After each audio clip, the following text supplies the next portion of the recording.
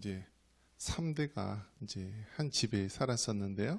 부모님 또 그 위에 할머니, 친할머니가 이제 3대가 같이 계셨고, 또 그 친할머니는 한 8년 동안 중풍을 앓았었는데 다 이 대소변 받아내면서 이제 부모님이 그렇게 모셨어요. 모시고 저희들도 이제 그 할머니를 이제 그렇게 모시면서 그렇게 한 가족이 살았습니다.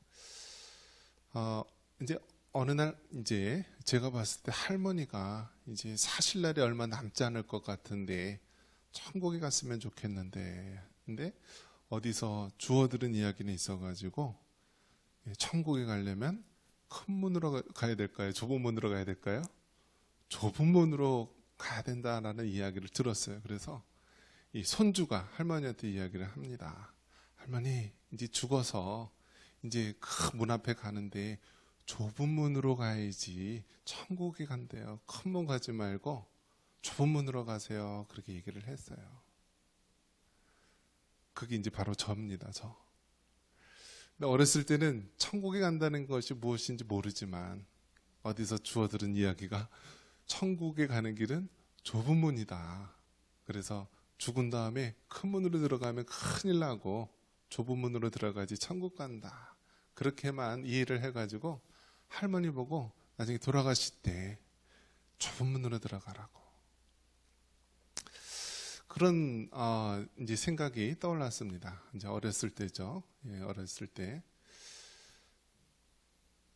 아마 이 구원이라는 것이, 천국 간다는 것이 나와 내 가족들, 내 혈육에 대해서는 정말 남다른 것 같습니다.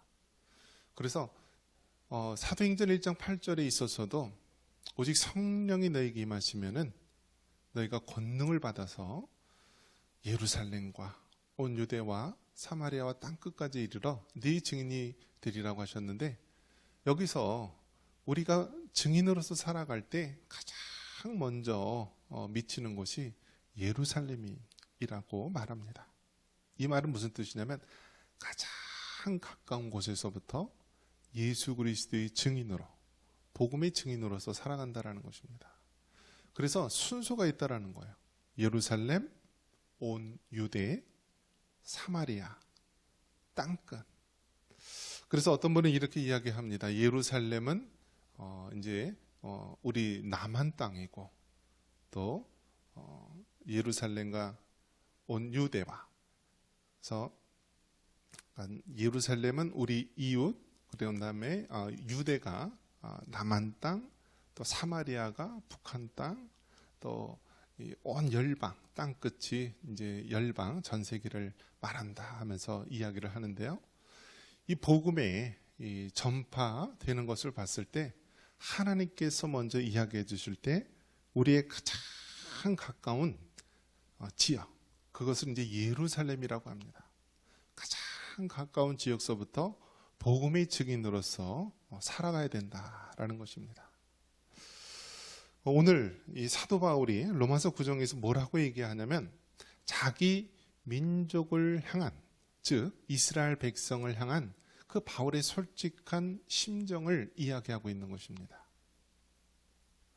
사도 바울은 특별한 사람이었습니다. 원래 우리가 사도라고 이야기했을 때 사도는 12명의 제자들만 사도라고 부릅니다. 그래서 12명의 제자를 사도라고 부르는데, 이 사도 바울은요, 그 12명의 제자에 포함이 되지가 않습니다. 그럼에도 불구하고 우리는 사도 바울을 사도라는 말로 쓰고 있는데 왜 그런가?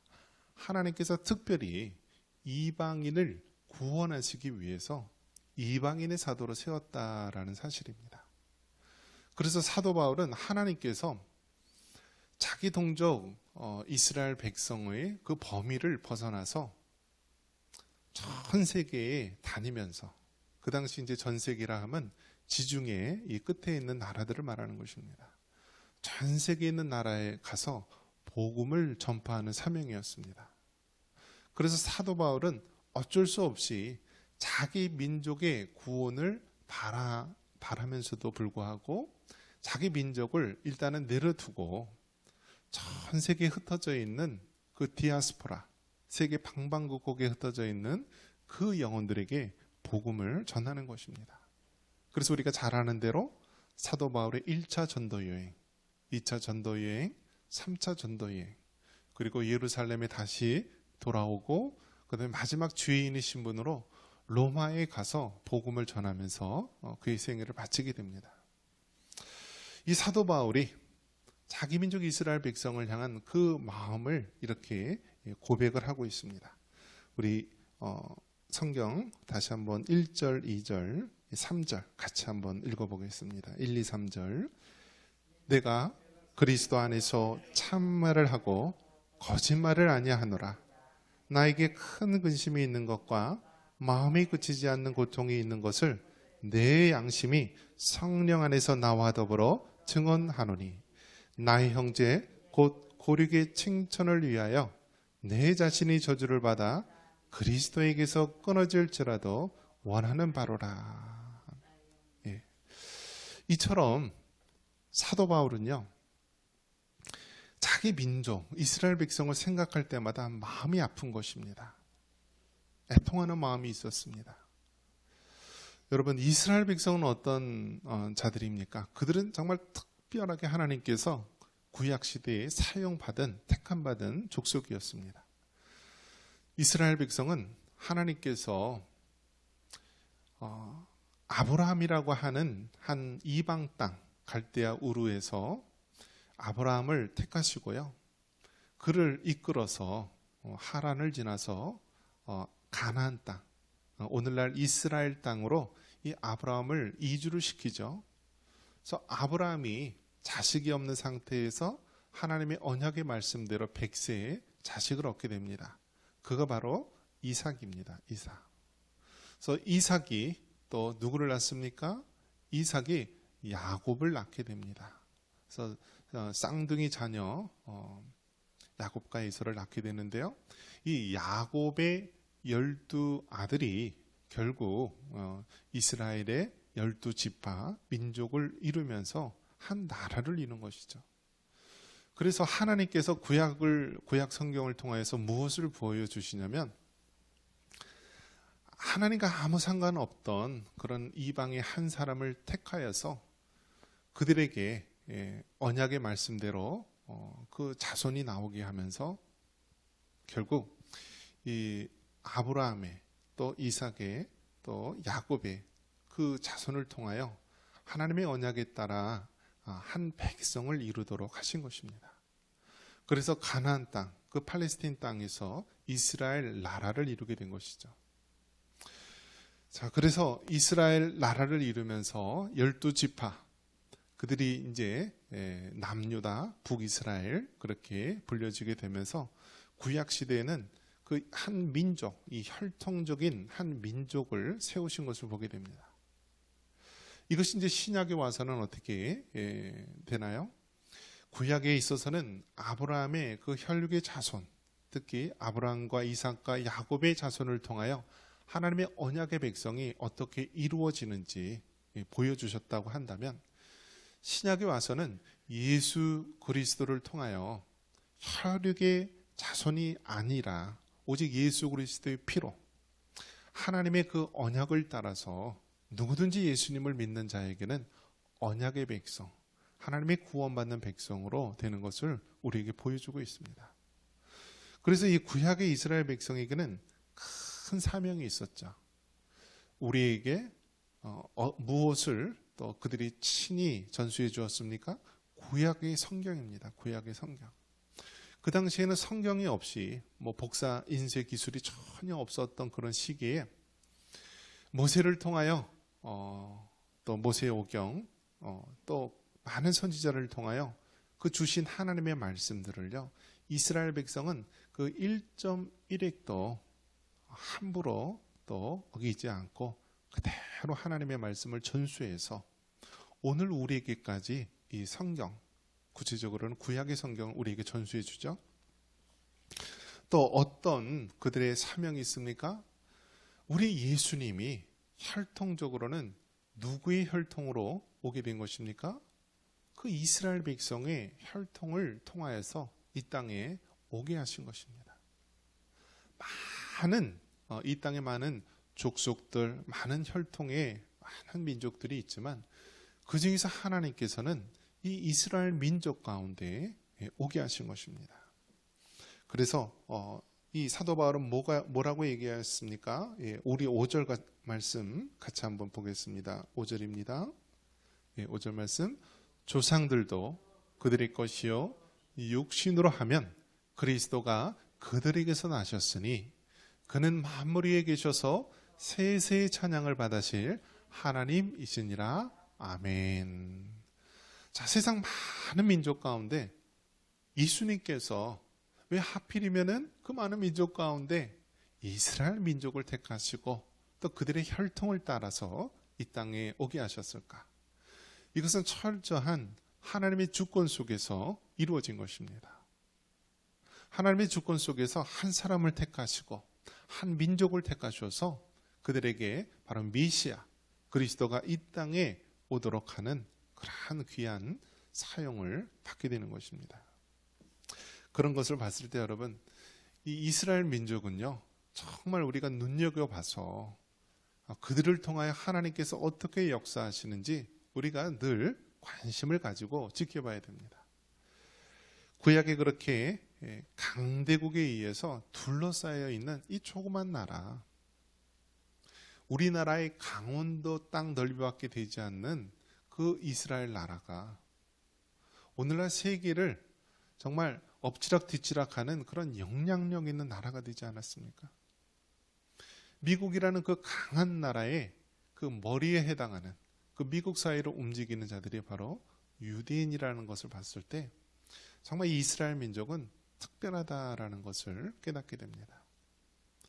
사도 바울이 이 자기 민족이 이렇게 구약의 하나님의 말씀을 전수하고 많은 율법과 증거와 하나님의 살아계신 많은 그 역사들을 보고 그렇게 하나님의 귀한 택함을 받은 민족인데 그들이 메시아로 오신 그 예수님, 구원자 예수님을 깨닫지 못하고 어떻게 했나요? 십자가에 못 박혀 죽이는데 앞장섰던 그런 죄를 범하게 됩니다. 그래서 사도 바울은 어떤 마음을 가지고 있냐면 자기 동포 이스라엘 백성, 그 이스라엘 백성이 회개하고 예수님을 메시아, 구주로 믿고 돌아오기를 간절히 원하는 마음이 있던 것입니다. 이것을 봤을 때 여러분, 우리는 어떠한가요? 구약 시대에는 이스라엘 백성을 사용하셨듯이요, 마지막 때에는 정말 우리나라 이 백성을 여러분 사용하실 것이라는 기대를 하지 않습니까? 이스라엘이 지리적으로 또 역사적으로 보면은 주변에 다 강한 나라에 의해서 둘러싸여 있습니다. 아래쪽으로는요 이집트, 또 우측 동쪽으로는 우리가 이제 바사 제국이라든지 바벨론 제국이 있었고요. 또 유럽의 강대국 헬라, 그리스와 로마가 있었고 그 강대국에서 똘똘 이렇게 둘러싸여 있던 그 조그만 땅 이스라엘 민족, 이 민족을 향한 하나님의 그 구원의 역사 이야기가 바로 구약에 우리가 나와 있는 그 내용입니다. 마찬가지로 우리나라는 어떻습니까? 우리나라 정말 강한 나라, 경제 대국이라 하지만요, 군사적으로도 뭐 세계 뭐 6이다, 뭐 7이다 이렇게 얘기를 하는데요. 안타까운 것은 군사 강국들이요, 뭐 1, 2, 3등 하는 나라들이 다 우리나라에 뺑뺑 둘러싸여 있다라는 거예요. 중국이 그렇고 러시아가 그렇고 일본이 그렇고 그 강한 나라들에 의해서 둘러싸여 있는 나라. 그리고 어떻습니까? 우리는 아직도 전쟁이 끝나지 않은 그런 나라이지 않습니까? 북한은 핵무기를 만들어서 핵과 미사일로 언제든지 공격할 수 있다라고 호시탐탐 노리고 있는 그런 상황입니다. 이러한 상황이 마치 사도 바울이 자기 동포 이스라엘 백성을 향하는 그 마음이나 오늘날 우리가 이 나라와 이 민족, 저 북한 동포들을 향하는 우리의 마음이나 마찬가지일 것입니다. 속히 회개하고 우리 예수님을 구주로 믿고 구원받기를 원하는 마음, 그것이 바로 사도 바울이 우리에게 원하는 마음입니다. 오늘 말씀의 제목처럼 나만 구원받아 행복할까? 그렇지 않다라는 거예요. 나만 천국에 갔는데 나의 가족들, 나의 부모님들, 나의 형제들, 나의 자녀들이 지옥 간다라고 한다면 그것은 행복할 리가 없죠.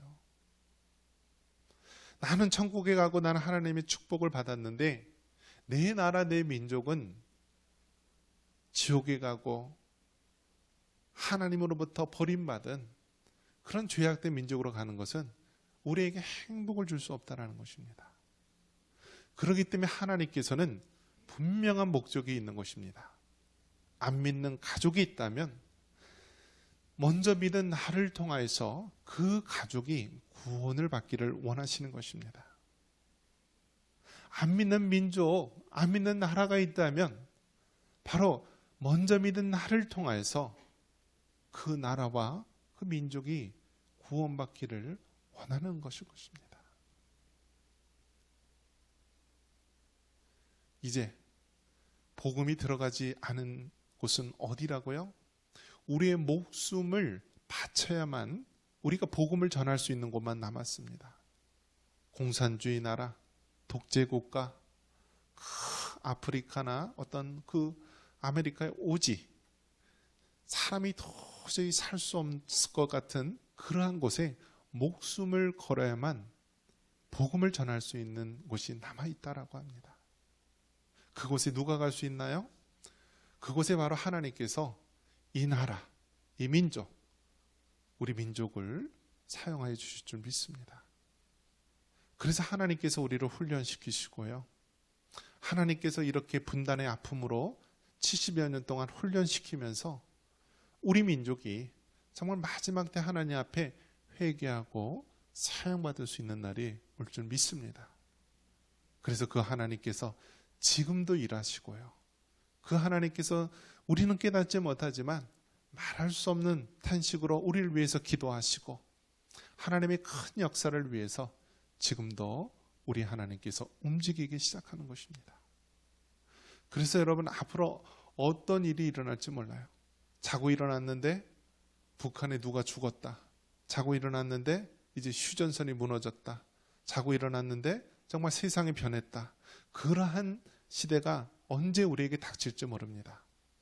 중요한 것은 우리가 항상 어느 상황, 어떠한 형편에 놓인다 할지라도요.